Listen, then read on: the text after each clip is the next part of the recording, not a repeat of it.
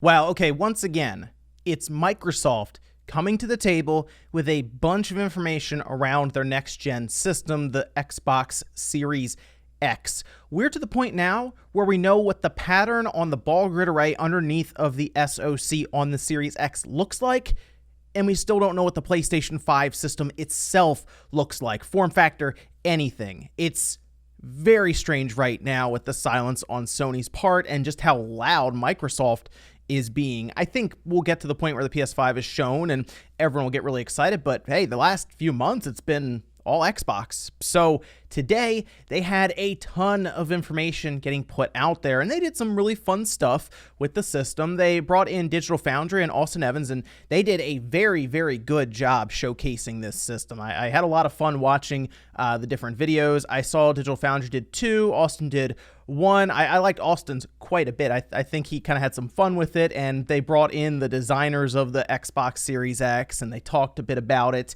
and I had a lot of fun watching it. But Microsoft, you gotta get me out. I had some questions for them. All right, you got the designers of the system right there. I had some strange questions, we'll say, for them. And Microsoft, I promise I won't break anything. Okay, I can't promise that. I won't break anything expensive. Anyway, tomorrow during Newswave, I'll go over pretty much all of the things they put out there for software specs and all of that. But we got a really good look at the inside of the Xbox Series X, and I kind of wanted to go over some of it because there is some impressive stuff here, and the form factor now makes a ton of sense. And I kind of wanted to break down the innards of this thing. As you all know, when it does come out, we'll be taking it apart here to check it out, and I kind of want to see if it's as easy to take apart as they were showing it, because I can tell you right now it's probably not. There were a lot of things missing from the assembly process that they got to do that I'll talk a little bit about, but it was pretty fun. They brought in the people from Digital Foundry, Austin, and had them basically go down the line and put one back together, reassemble it. They had magnets on the bottom of the SoC that was just kind of sitting around and on the board, and to kind of help slot everything together. They were, of course, missing screws and cables, and I will say cable management, cable routing will be a whole thing with this guy, since it is going to be a vertical system that kind of has to piece together, and then you seem to slide it in.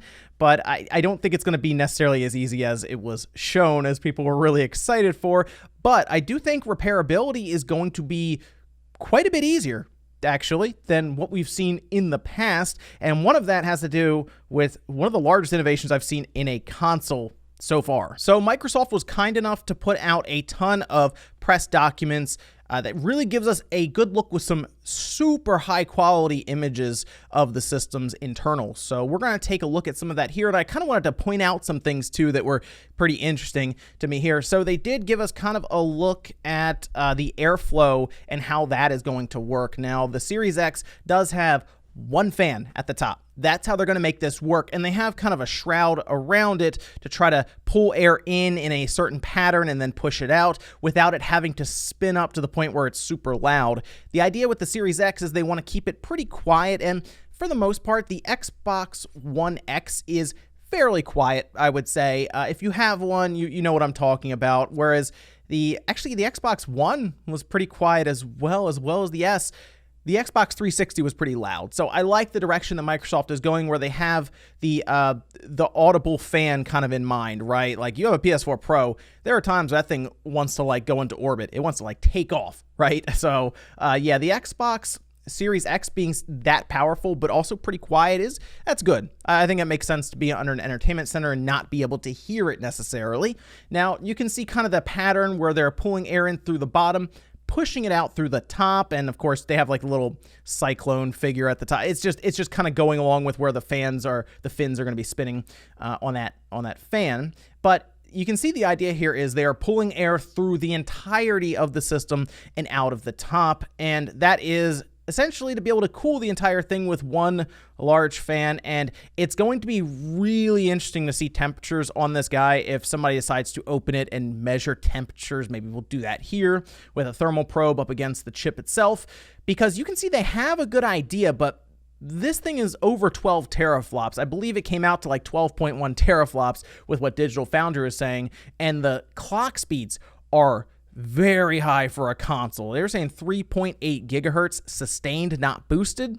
this thing is going to get hot. Now, they have done some measures here, which I'll be talking about here, to try to keep everything under control inside, specifically thermals. But it's going to start with that fan, and we'll see how crazy that fan has to get in terms of speed to keep it kind of under control. So this is the first stop here, and it does show quite a bit of innovation when it comes to this system. First off, right in the middle, dead center there, you can see a large piece of metal.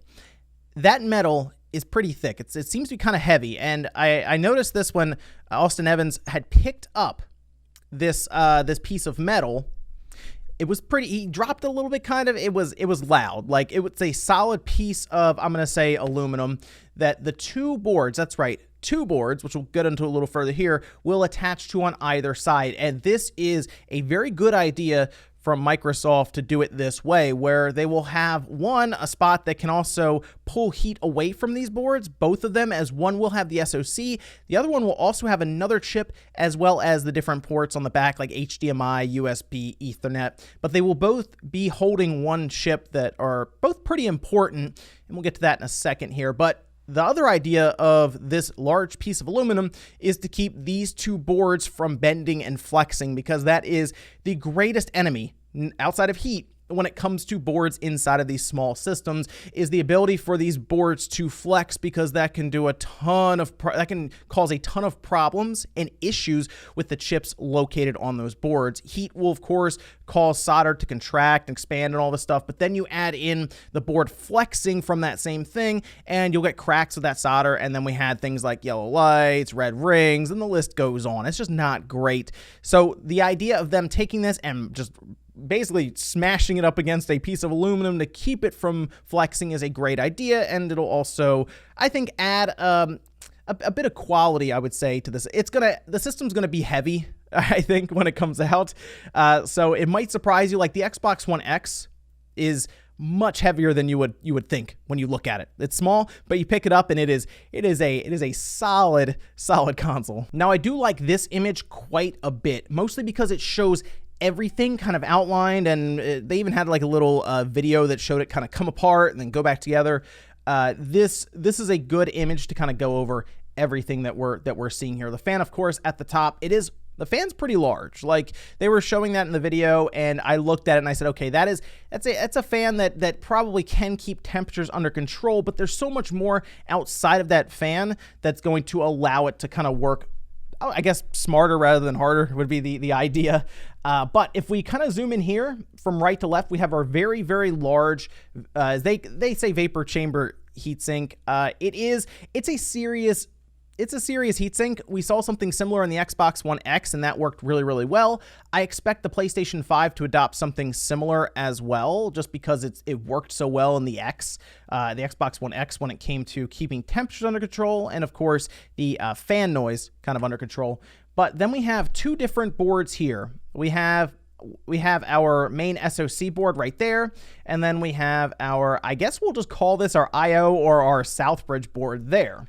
So this is the very large chip right here. It's what's pretty much powering the entirety of the system, of course. The SoC has the CPU, GPU, all of that on board, and it is a beast. That's why it gets the heatsink first and foremost right there. It's going to need it from what is being described about that chip. And we'll talk a bit more about that with specs and everything, like I said, tomorrow. But it makes sense for that to be front and center. And then you can see all of the RAM kind of around the outside here. It is equipped with 16 gigabytes of GDDR6. They have different speeds for the RAM, as has been kind of talked a bit about, where they have some that's faster than others, and they have it allocated to different parts of the system, as the OS or the games or any of that. So that's something else we'll go over tomorrow as well. But then on the other side, here's that large piece of aluminum right there, right? And then on the other side, we have our Southbridge board right here. And this chip right there, I want to point that one out. That is the Southbridge. Digital Foundry mentioned that even in their video, how one board has the main SoC all to itself. It's just hanging out over there. And then on the other side of that piece of aluminum with its second board. So this system, instead of going one flat board like we've always seen with the 360, all of them actually, all the revisions, they've always just had one main board. And it was kind of split up. We had on one side, we had the Southbridge, then we had the APU when they did go to that. Before that, we had CPU, GPU, we had a HANA chip, we had a Southbridge. There were a bunch of chips on one board, and it didn't matter as much then because they were just going for a flat rectangular box, right? Well, now they're moving to a tower design, I think because they have to in order to make all of this work, specifically the amount of power they're trying to jam into this thing. So they ended up dividing the two boards, and we have our Southbridge down here, and that will also work with pretty much all of our inputs. I assume our wireless is down here as well. Our power plugs in. The Southbridge will help control all of that pretty much. So that way that the main APU or CPU GPU combo can take care of everything else. So I like the idea of this mostly because the main killer of the Xbox One was the Southbridge. Like, a lot of people who have repaired Xbox Ones maybe got them in when they would turn on and then off immediately. A lot of times that would come back to it being the Southbridge. The Southbridge would fail quite a bit, and we would end up changing them out or even reflowing them or reballing them. But most times we had to just outright change the entire thing. And if that didn't work, then the whole system was pretty much scrapped at that point, which was a shame because I bet 9 times out of 10 that SoC on the Xbox One was fine. It came down to something like the Southbridge or another component on the board, and it was tough to see that happen, especially if you weren't equipped to deal with replacing the Southbridge, because it wasn't like an easy thing to replace. Generally, it came down to heating the board to the point where you can pull that chip off and put a new one down, and it was a whole thing.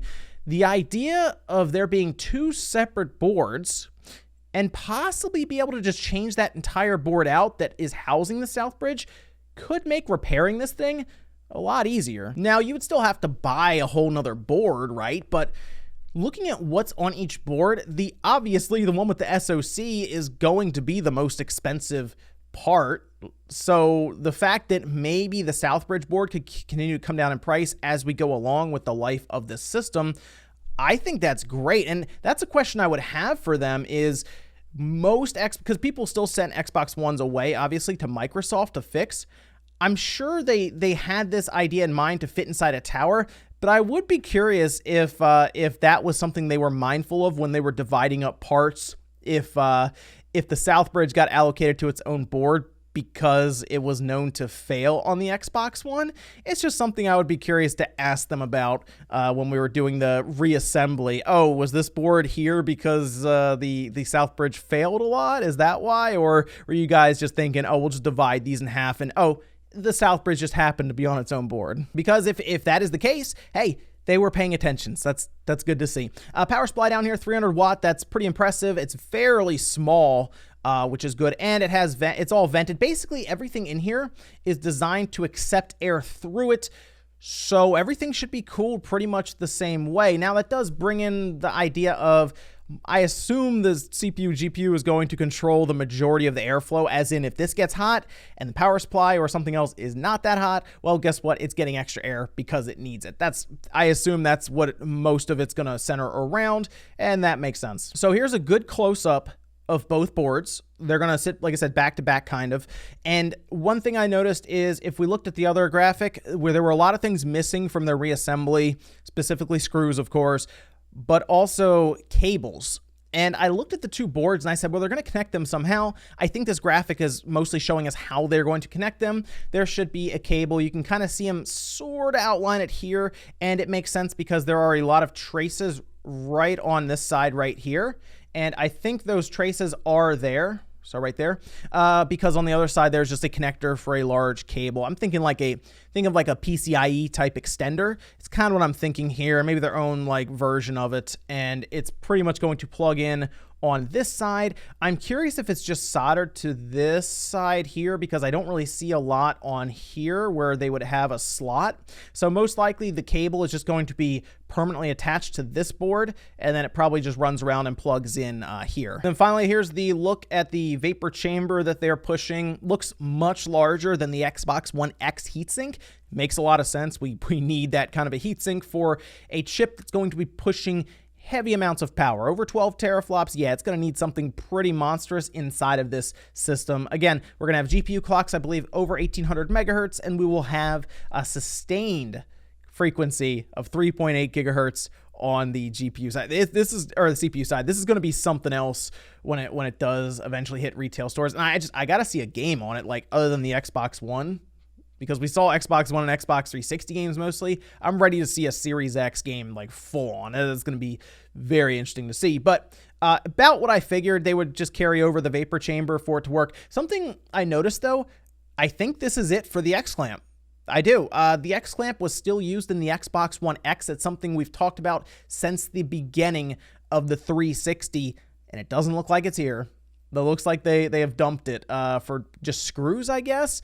There were no X-clamps at all, even in the first one. If we go back to, let's say, the first image, and we zoom in really, really far, we can see screws here, kind of, and I cannot seem to find any look of an X-clamp, and that's something else I would have been curious to ask. I don't think a lot of people would have cared as much, but I know people just did not like that X-clamp, and I would have been curious if they moved away from it because it was either unnecessary to save space, or they just figured it would have been better to just like bolt the whole thing down like flat out. But I have to say, from what I'm seeing here with this Series X, it looks like it is built to a very high quality standard, which is awesome. I'm really happy to see that. There's a red line here. That's fine. We'll go with it. I'm happy to see how this is shaping up for the inside. I don't think there's going to be a massive failure rate, nothing like that with this Series X. Although keep in mind, this is their first move to a tower type setup. So I guess who really knows there. We'll see when it drops and what everyone thinks of it then. But for the most part, this is pretty sick. I'm going to be honest. The inside of this is pretty awesome. And now I'm really curious what Sony's going to do with their PlayStation 5, because they needed to move to this. Microsoft did. There was something they explained heavily in detail. We have to move to this tower design, and now we see the insides of it, and it makes sense to be able to compact it all and then also be able to cool it really, really well. I don't know how they would have been able to pull this off in a rectangular box like the Xbox One X. I don't really see it. Now, you never know, they could do a revision down the road and maybe they go towards that as technology continues to advance. But for now, over 12 teraflops of power and everything else they're jamming into this is going to be, I guess you dub the Tower of Power. Yes, it absolutely is. But I can tell you, looking over it right now, so far anyway, I have a lot of confidence in the design that they've presented here. And of course, we'll know more when it comes out and I get a chance to open it up and tell you how hard it is to take it apart and the actual repairability, because what you saw in their setup there in their lab where they were putting everything together and it was all fun, it's not going to be that fun. Okay, there will be some frustrations with cable management, screws, all of this stuff. All right, it was definitely a very controlled environment there. But we'll see. Hopefully November-ish, somewhere in there, we'll be able to pick one up. I'll buy one day one. We'll rip it apart and we'll have some fun. But Microsoft, get me out there next time. I won't break anything, like I said. Thanks, guys, for watching. Make sure you like the video on the way out if you enjoyed it. Dislike it if not. And I'll see you guys next time.